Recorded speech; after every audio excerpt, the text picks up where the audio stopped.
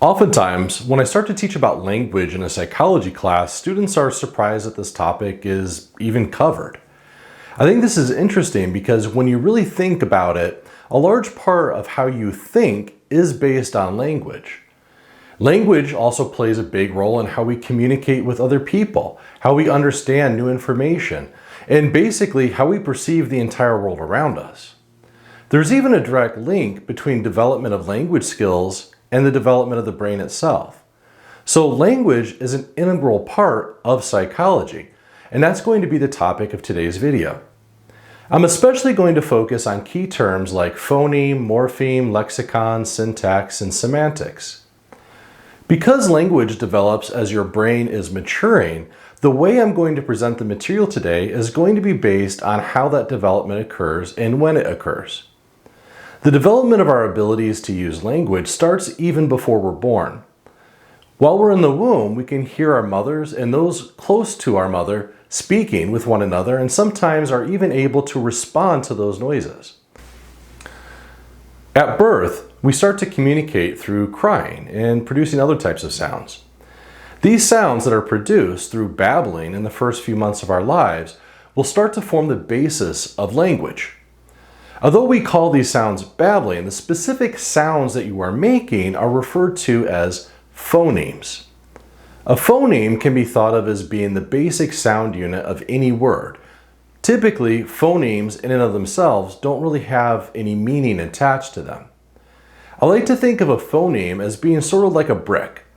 A brick in and of itself doesn't really produce anything, but you put enough of them together, you can make something really substantial, like a building, a wall, a fence.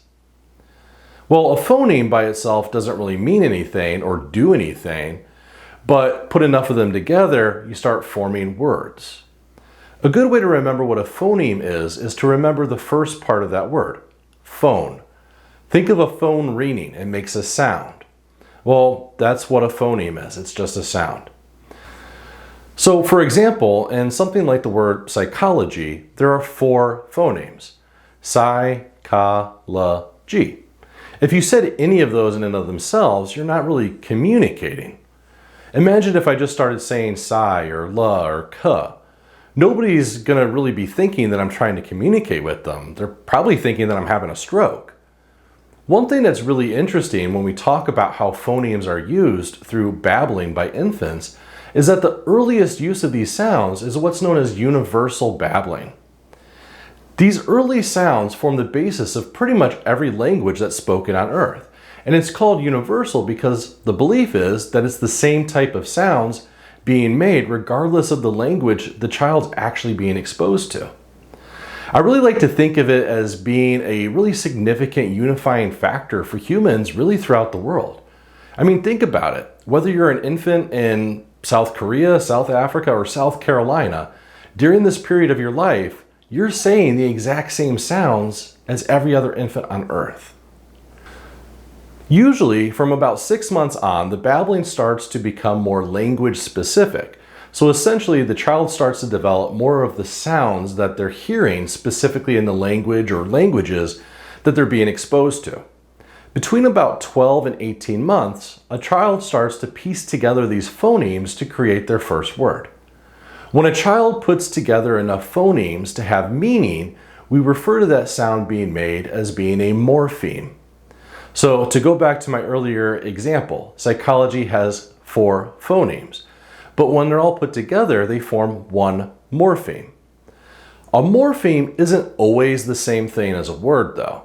In any language, there are words that can consist of 2 or more morphemes. For example, in English, we have words like sunset and midnight that are single words but consist of 2 morphemes. Sunset can be broken up into sun and set, which have meaning in and of themselves. And midnight can be broken up into mid and night, both of which also have meaning by themselves. However, typically a word is going to have only one morpheme. A good way to remember the difference between a morpheme and a phoneme is if you remember the M in morpheme standing for meaning. Once a child starts to use speech, the overall number of words that they know begins to grow rapidly. The child is beginning to expand their lexicon. Lexicon refers to the number of words in any given language, but it can also be used to refer to the number of words a person understands within a given language. As they build their lexicon, they're making connections between the words that they're hearing and the meaning behind those words. This specifically refers to semantics, or the meaning that we apply to the words that we know. Early in this process, toddlers will usually use one-word sentences, but as their lexicon begins to expand, they start to understand that they need to use sentences that consist of more than one word. When this starts to happen, the child begins to develop syntax. Syntax refers to the way that words are placed within a sentence. In English, our syntax usually follows an SVO pattern. That means typically a subject will come first in the sentence, followed by the verb, and then the object. So in English, we would come up with a sentence like, the boy went to school. The boy is the subject, followed by the verb, went, and where they went is school, so that's the object. Not every language follows this pattern, but every language does have some form of syntax, so they may put the object first, followed by the subject, then followed by the verb, or any combination thereof. All languages follow some form of syntax.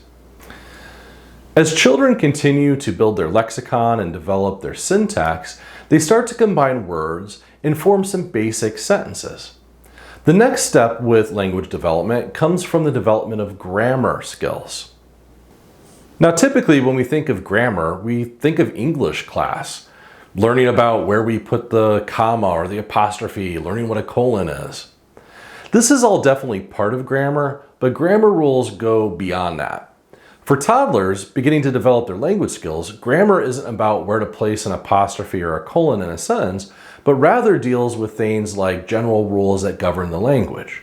One of the first grammar rules that a toddler will begin to learn in English is understanding that usually when we put an ed after a verb, it makes it past tense. So for example, the word walk, if it happened in the past tense, we know it becomes walked. Of course, sometimes young kids make mistakes when they're learning these rules and do something called overgeneralization. This happens a lot with young kids that may say something like swimmed instead of swam. They're applying a general rule to a word that is an exception to that rule. Throughout this process of an infant developing into a toddler, and in that process developing their language skills, there's a direct connection between their cognitive abilities expanding alongside their ability to communicate. In fact, there have been exhaustive studies that have shown that younger children that are exposed to language skills, and especially later on with reading and writing skills, that they tend to do better academically than children who are not. Of course, this topic is far more advanced than what can be covered in a short video, but at least you have some basic understandings of the foundational concepts and terms that we use when we talk about language development. Thanks for watching, everybody.